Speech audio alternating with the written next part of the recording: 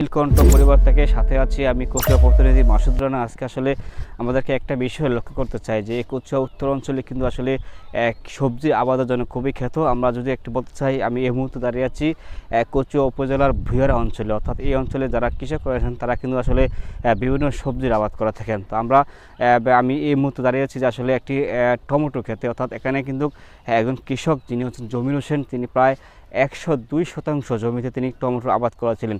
তো তিনি যে দাবি করেছেন যে আসলে প্রথম অবস্থা তার যে টমেটোর যে চাহিদা ছিল এবং 70 থেকে 80 টাকা বিক্রি হতো, কিন্তু বর্তমানে তার যে আসলে যে টমেটো আছে বর্তমানে তিনি পাইকারি বিক্রি করছেন 6 থেকে 60 টাকা কেজি, অর্থাৎ খুচরা মূল্যে বিক্রি হচ্ছে 10 থেকে 15 টাকা। অর্থাৎ সব মিলে যদি তিনি আমাদেরকে যে বিষয়টি জানিয়েছেন যে আসলে যে টমেটো আসলে চাষাবাদ করতে অনেক টাকা ব্যয় হয়েছে, থেকে আসলে ব্যয় উঠিয়ে কিন্তু আসলে এখনও লাভের যে অংশ তা আসলে দেখা যাচ্ছে না। আমরা দেখেছি যে তিনি নিজ উদ্যোগে তার এই কিছু জমিতে এবং তিনি আসলে সবজির টমেটোর পাশাপাশি বিভিন্ন ধরনের ফুলকপি, বাঁধাকপি, ধনিয়া পাতা থেকে শুরু করে অনেক সবজির আবাদ করেছেন।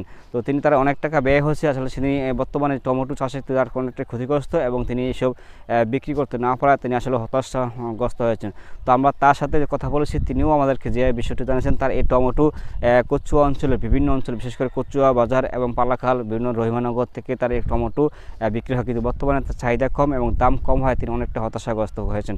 তো তিনি আসলে দাবি করেছেন যে ভবিষ্যতে যদি কৃষকদেরকে সার্বিক পরামর্শ দেওয়া হয় এবং কৃষকরা যাতে ন্যায্য দাম পায়, তাহলে অনেক কৃষকরাই আগ্রহী প্রকাশ করবেন বিভিন্ন সবজি খাতে, এমনটাই প্রত্যাশা করেছেন তিনি। মোহাম্মদ মাসুদ রানা, নীলকণ্ঠ, কচুয়া।